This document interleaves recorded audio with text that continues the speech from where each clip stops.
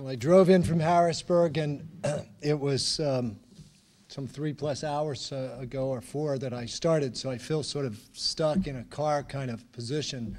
I was happy to run up the steps a little bit to at least exercise some. Well, thanks. I've been really impressed with Saint Vincent University as I learn more and more about your graduates and work with some of your graduates. Greg Feit was the governor's chief of staff, a Saint Vincent graduate. In my office, the deputy secretary of administration is Mike Walsh, and I just meet one after another. And every time I meet a Saint Vincent grad, it's always top class. And your graduates throughout the world are leading the way. I have had plenty of wonderful experiences. I joined the Rendell administration as deputy secretary first, almost day one of this new administration, and now plan to stay with our work until the last second of the last day, and then work to make sure there's real good transitions and we keep building off the good work that was started long before we came to Harrisburg as an administration, with administration prior to ours and folks working hard on education prior to those. There are remarkable experiences and stories that go along with this job in a remarkable state. The 6th largest in the country, the largest or most powerful, rather, country in the world. It's fun being your Secretary of Education. It really is. I've had opportunities to sit with 2 presidents and secretaries of education, 3 of them at personal and close-up meetings. Had opportunities to meet with the Archabbot and met with Joan Rogers not so recently and shared her story. She has a Zahorchak story, and it's mostly about, well, Fred and she named all of their things, puppets or animals, first and last names. And she'll tell you this. They had a cat named Sybil Zahorchak, spelled exactly like my last name. And they had that cat for 14 years. You run into some humbling experiences. I thought it was me, Joan, but the cat, Zahorchak, is for real. I remember being in the Lehigh Valley and reading from our One Book, One State collection, and at a couple of years back, I was reading Inside Mouse, Outside Mouse, the story of 2 mice, one that lived inside the house, the other outside the house, and they did all kinds of things in reflection. The artwork was wonderful. It was a Pennsylvania illustrator, Pennsylvania author, the same person. And I was reading to 3- and 4-year-olds. How many people in early childhood education? I'm not. You'll understand that as I tell this story. So there I was, and reading Inside Mouse, Outside Mouse, flipping the pages, and the young kids were squealing, you know, inside, outside, when I turned the page and asked them which mouse. And I'm thinking, geez, there's prepositions, direction words on every page. It would be a wonderful time to teach prepositions to 4-year-olds.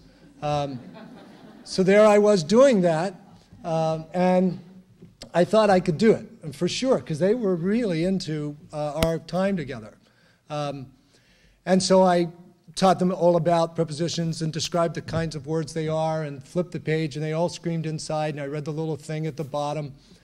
And then I said, well, tell me the preposition, and all those hands went up, and the little guy that was with me the whole time, I knew it, he had it. He said, my uncle got a truck.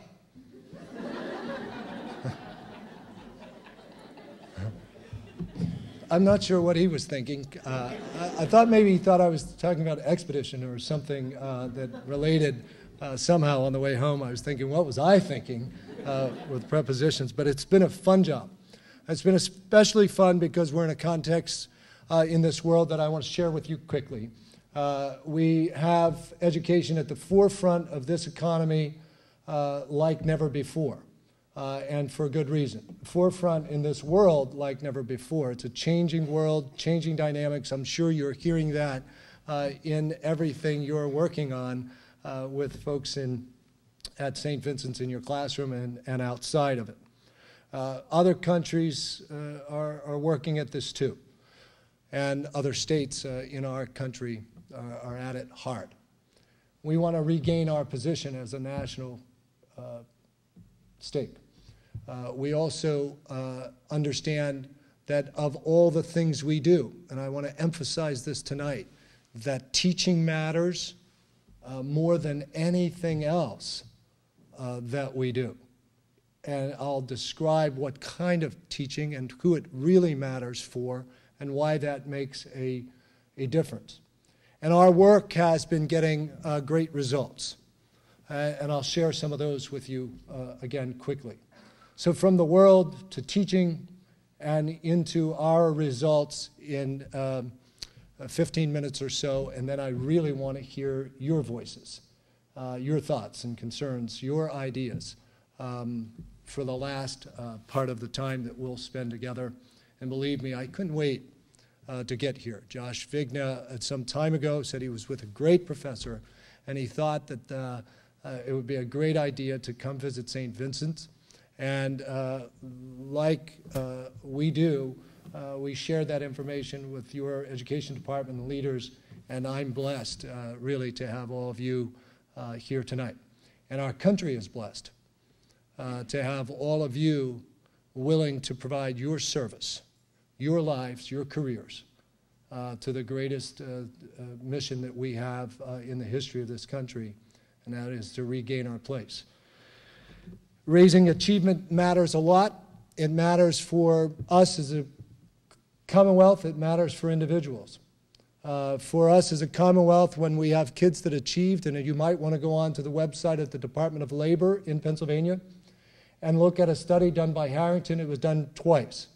This year it was done again, and it was done 4 years before this year. And both times it practically says the same thing. This isn't an epiphany. It's real. When you have more degrees, you have more earnings. When you get more licenses, when you're early childhood and then you become a reading specialist, or when you're social studies and you become a curriculum leader, the more you add to your credentials, the more earning power potential you'll have. And we study people.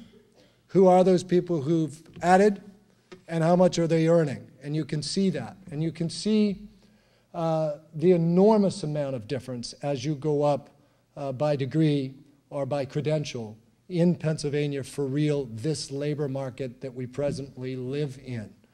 But it also says that if you're not credentialed or you drop from high school, you're not only not productive, but you become a drag on the economy, because oftentimes you're in remediation beyond high school, and that's very costly, or you're in some dependency program and you don't really need to be, or you're in prison or the incarceration system, which, by the way, is really expensive.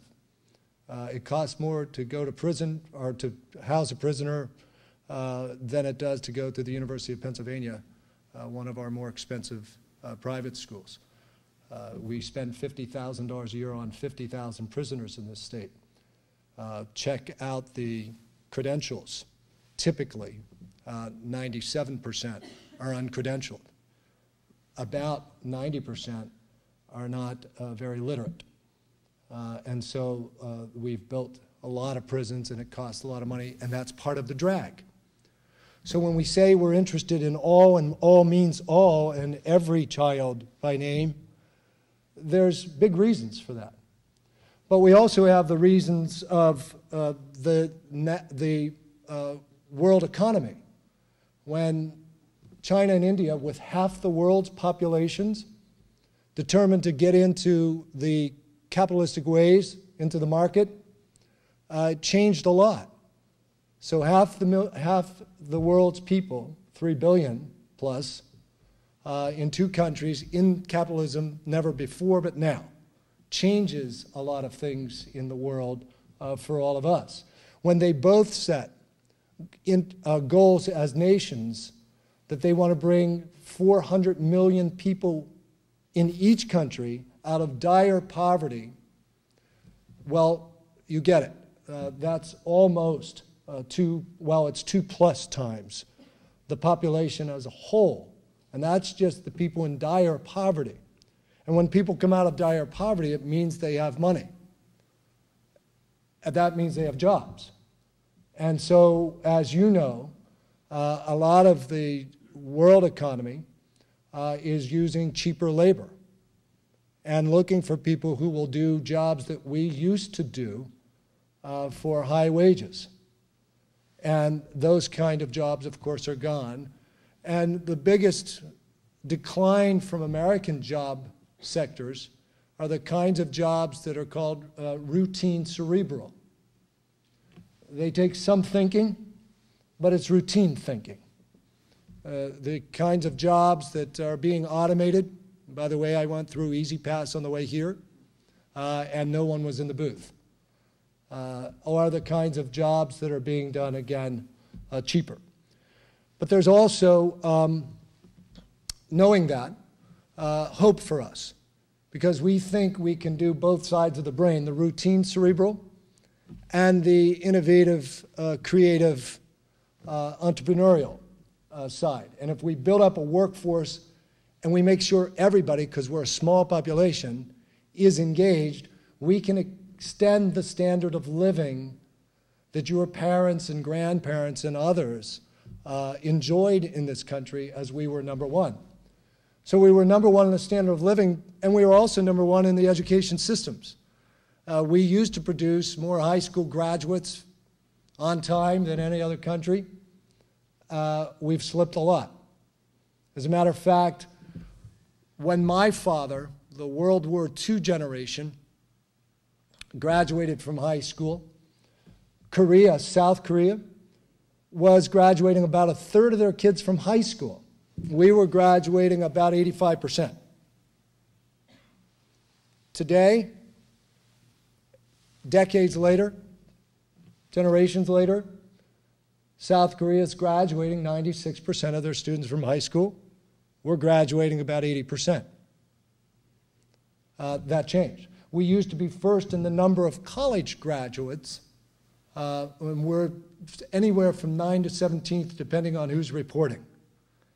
When we look at high school students who take international exams, or we measure ourselves against the international competition as high school students, in 30 industrialized countries, we're about 25th time after time on something called the PISA or the TIMSS, or for literacy, the PEARLS. We're ending up in the same place.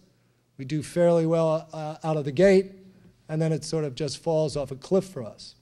South Korea is producing more engineers than we are, a tiny country producing more engineers. So our place has shifted, and I'm hearing 2 presidents in a row saying we're serious. We need to return to a number one spot, and we started thinking about that in terms of what does it take, because we're dropping out too many kids, and we're left with half the students who stay not achieving at high levels, and even the students who are achieving at high levels, we're questioning, are those levels high enough? So when you think about those kids who don't achieve or those kids who drop out, teaching matters most for them. For some kids, you could come in and literally turn the page and they'll keep up, or maybe be in front of. I've met some of these kids, the kids that were in our real competition, which was a real world competition to produce a new wing for an aircraft at the Department of Defense and Department of Aviation project together. Create a new wing, and we competed with many states. Our state came in 3rd on this. I've met those kids. We have really bright kids in some pockets across the state. But we also have kids that don't achieve, and that's a high percentage. And we have kids that drop out of school. And that's where teaching matters most. If our teachers are really well-versed in their content area, and we expect them to be better versed than someone who's going into the field, or at least as good, that's going into the field and not teaching in mathematics or in sciences or social studies. But we also expect our teachers to have instructional strategies that have been proven. The kind of strategies that make sure each and every day you engage in your classroom, each and every child, engaged each and every child, and that you have strategies that check to see not if you and the smartest kid in the room are on the same page and pacing along. The kind of strategies that checks the comprehension of the big ideas and questions that you have, well designed, each and every minute of the day. What kind of formative assessment strategies will we learn and help our educators learn? Because those educators are the ones pushing kids to achievement. The other kind of kid who drops out, it's either the fight or flight syndrome. These are kids who are either scared because the sensories inside the school, the stimuli of the school environment freaks them out, or they're the fight kids who that sensory stimuli makes them angry. So they're either scared and panicky, or they're angry. And if you get to the root cause of our dropout problem in America, that's it. And teachers matter there. Can we learn techniques for responsive classroom that are routinized, well-structured? And can we do the same in our school buildings when we come off a bus, or spend time in a cafeteria, or get back on a bus, or travel through hallways? Those are 4 big places. By the way, the research is clear that if you do one of those places correctly,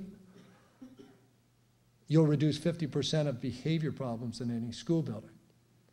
And the chance of somebody staying who is, by nature, a little more upset than other people. When we start building our teachers to understand universally that universal design principles matter in the classroom, that all kids are expected to be there, and all kids are expected to go to high levels. All kids, not some.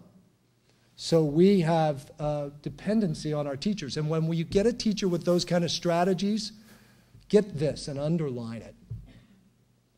Those teachers with those strategies can move kids 2 standard deviations. The effect of those teachers is enormous on achievement for any type of child.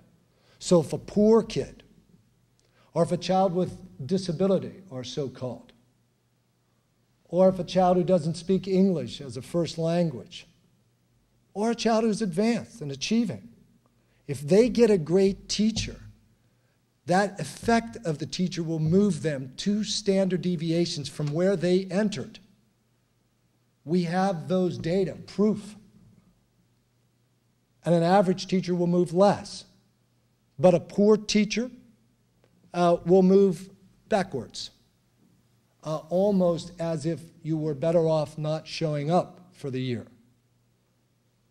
So we have to make sure in every classroom we have young people and older people like you and me dedicated to learning more about the strategies for responsiveness and strategies for comprehension checks,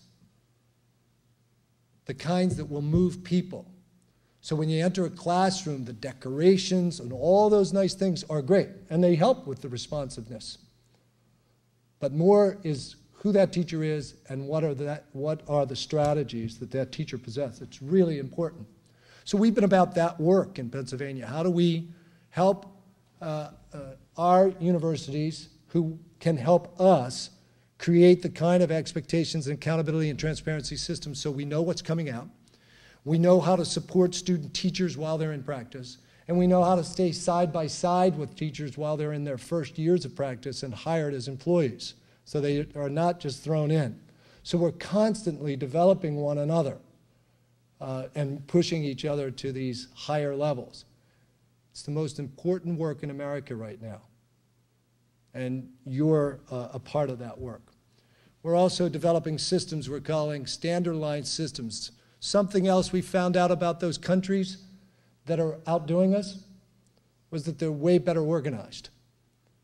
We have something in this country that's nice, called local control, but we also are one of the few industrialized countries that doesn't set at least a framework for the curriculum expectations. So here in Pennsylvania, we've not only set standards and measure with assessments, but we've set curriculum framework now for every grade that says, look, for that grade in this area like math, what are the big ideas, concepts, and competencies? Few. What are the essential questions that should be answered by students leaving? Few. And what's the controlled vocabulary? So that if you leave a Pittsburgh shelter as a student and you end up in Radnor in southeastern Pennsylvania the next day, your teachers have the same targets that they're shooting at. Every other winning country performs that way. Because otherwise, if you don't, you're shooting into the dark. And you have no idea. And it becomes sort of like the Wild West because other people are shooting too. And you're sort of ducking. And it's a chaos system. So we've created something called standard-line systems. And so we go from standards to that curriculum framework to the assessments at multiple levels, to best teaching practices that I described, to intervention practices, tutoring and accommodations for kids, and then harnessing the tons of materials. That kind of work is being done as a state framework, but it's also every principal now in Pennsylvania that comes out under something called Act 45, continuing education, has to learn how to be the chief architect of those standards, has to learn a lot about instructional strategies, and has to learn a lot about how to use the data that we have in our schools to improve any weakness in any one of those 6 component parts that I talked about inside the standard line systems. You can find all of that information on our website. It's extraordinarily important. And the intellectually energized among us will go after it like our heads are on fire. Those who are intellectually less energized should rethink this as a career. And I say that as a challenge to you. As you sit there and I sit here, and a challenge to me that it's got to be high energy and passion and love of what we do to bring more and more poor kids to opportunity, to bring more kids with disabilities to success, to bring those ELL kids and to bring all kids through the ceiling that we've set. In Pennsylvania, we've been doing great things. We've made investments and got great results. We've invested in early childhood education. 7 years ago when we arrived, the state was making no investments in birth to school age programs. We're now making tons of investment in things like Keystone Stars and pre-K counts and supplementing Head Starts and improving daycares. So we get them systematized and all on the same page. And as they increase their stars, with the curriculum and the assessment and the teachers' abilities, they increase their potential to participate and receive rewards, strings attached to money. We are now listed by EdWeek's Quality Counts report card on education as the #1 state in early childhood education. We shifted in just 7 years. Yesterday I was in Washington, D.C. to receive the State Policymaker of the Year award in data because of our data information systems and the kind of data subsystems that we have that are helping teachers more and more in the classroom, and we've made great advances in that regard. We also are listed on the Quality Counts report now as 7th in achievement, and we feel really good about that. But there's been one study that was done by a think tank recently called the Center for Education Policy. Jack Jennings is the executive director. He's got a great history himself. President Bush called Jennings' organization the most unbiased, bipartisan organization working in education think systems in the country. He came to Pennsylvania the other day to tell Pennsylvanians and the country that one state out of the 50 plus 4, one state is making advances for all kids from 2002 to 2008, all subgroup areas, every grade level, and both subjects that are fundamental math and reading, and it was Pennsylvania. We couldn't wait for this report, but it was the same day that comedian Bill Cosby said that he could make it to make a pitch for our continued investments in education. The second days are the follow-up newspapers was Bill Cosby was in Pennsylvania to make a pitch. We were pleased about that, but we also want this report to be understood. This is a state that's receiving or gaining on the results. 6 years ago, 50% of our kids were considered on grade level as a state. Today, we're at about 75%, and in some places, well over 80% on whole. We're pleased about that. We're making gains with our African-American subgroup as the fastest gaining subpopulation, followed by poor kids, followed by Hispanic kids. All those three groups are making faster percentage gains than our general population gains, and I told you what those gains were. So that's fun. We're in a world that it has to be the #1 priority. Our country needs to put educators at the absolute top of all professions, expect them to perform smarter and with more energy than any other professional, and get results. And so we've been, as one state, very selective about who gets in, how you stay, how you get licensed. And our universities have had, like Saint Vincent's, a reputation for bringing good people in, developing them well, and staying with them, and staying with us as we're doing our work.